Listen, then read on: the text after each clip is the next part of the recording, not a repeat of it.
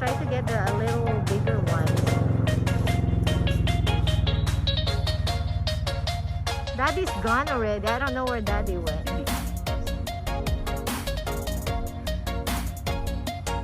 Grandma's excited. Woohoo! Look at all that persimmon there. I'm just taking videos of this. It's already a lot in just one tree.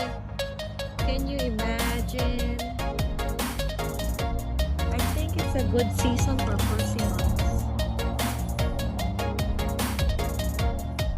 Daddy's calling us. He's lost.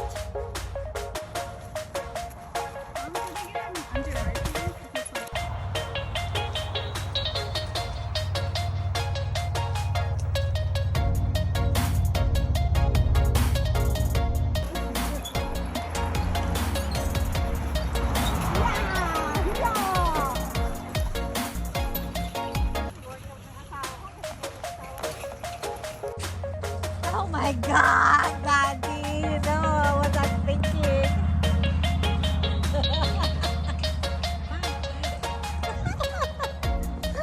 Daddy, give me. It's okay. Oh well. Whatever we can't finish, we can just give to other people. We got a lot of persimmon.